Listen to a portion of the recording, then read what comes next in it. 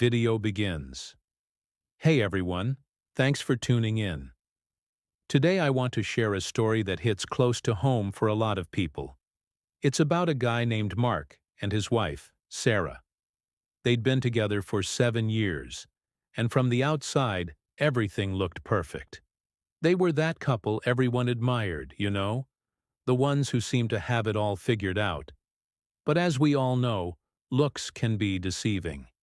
It all started subtly. Sarah became distant. The late-night talks they used to have were replaced by the glow of her phone screen. When Mark would ask what was wrong, she'd just sigh and say she was tired or stressed from work. He tried to be understanding. He'd cook her favorite meals, plan date nights, suggest a weekend getaway, anything to bring back the spark. But it felt like he was trying to light a match in the rain.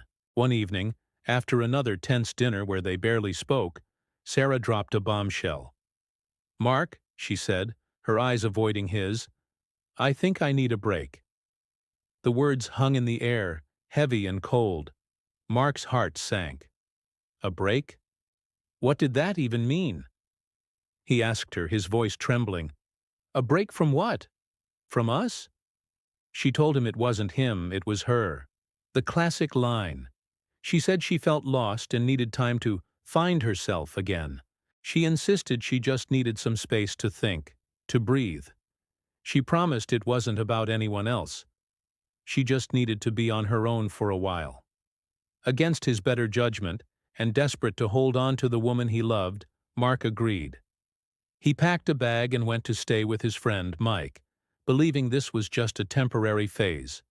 He truly thought that giving her space was the right thing to do, that it would help her heal whatever was broken.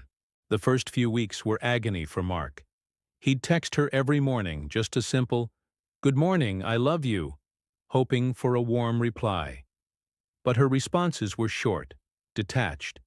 He'd call, and she'd often let it go to voicemail. He felt like he was being slowly erased from her life. His friend Mike was worried. He'd see Mark staring at his phone, waiting for a call that never came. Mike kept telling him, "Dude, something's not right. Needing space is one thing, but this is a total blackout." Mark defended her, saying she was just going through a tough time. He trusted her. He had to. But doubt is a seed, and once it's planted, it grows fast. One Saturday, Mark decided he couldn't take it anymore. He needed to see her, to talk face to face. He drove to their apartment, his hands shaking on the steering wheel. He had this small, hopeful fantasy that she'd open the door, her eyes would light up, and she'd tell him she missed him, and this whole break was a mistake. He got to their building, and as he was walking toward the entrance, he saw her. She was coming out of the lobby, laughing. But she wasn't alone. A man was with her, his arm wrapped casually around her waist. They looked comfortable, happy.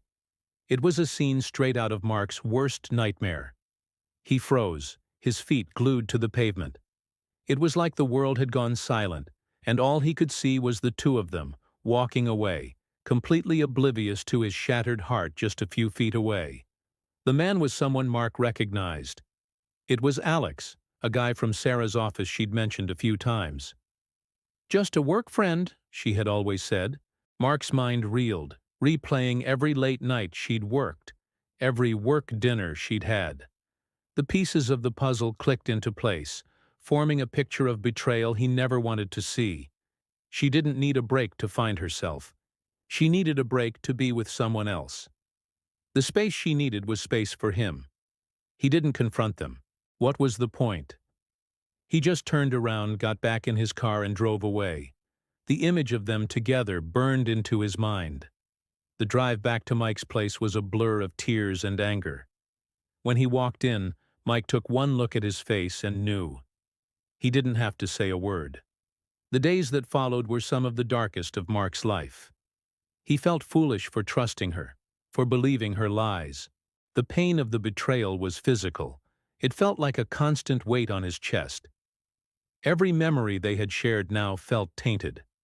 Was any of it real? He scrolled through old photos on his phone, pictures of them smiling on vacation, at family gatherings, on their wedding day. It was like looking at two strangers. He finally called her. His voice was steady, void of the emotion that was tearing him apart inside. "I know, Sarah," he said simply. There was a long pause on the other end. Then a quiet, "Mark, I'm so sorry." But sorry couldn't undo the lies. It couldn't erase the image of her with another man. Sorry couldn't heal the wound she had carved into his heart. He told her it was over. For good this time. There was no going back. Hanging up that phone was one of the hardest things he ever had to do, but it was also the first step toward reclaiming his life. It was the moment he chose himself over the ghost of a relationship that was already gone. The healing process was slow and painful. There were days he didn't want to get out of bed.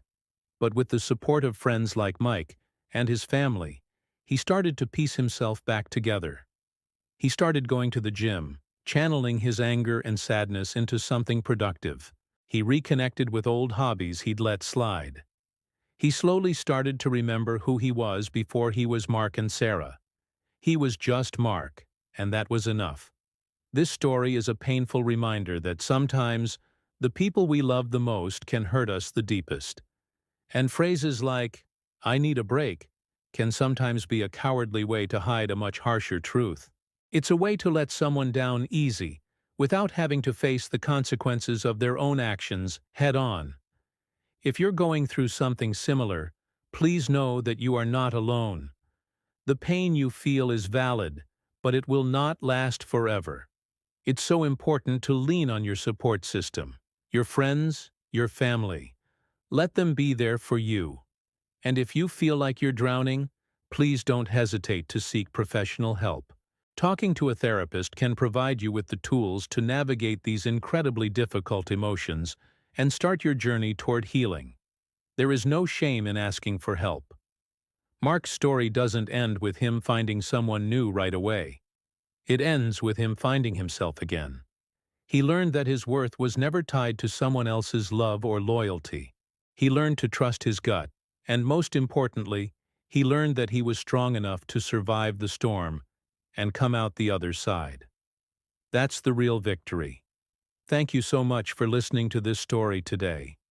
If it resonated with you, I'd really appreciate it if you'd hit that like button and subscribe to the channel for more content. Sharing these stories helps us all feel a little less alone. Take care of yourselves, and I'll see you in the next video.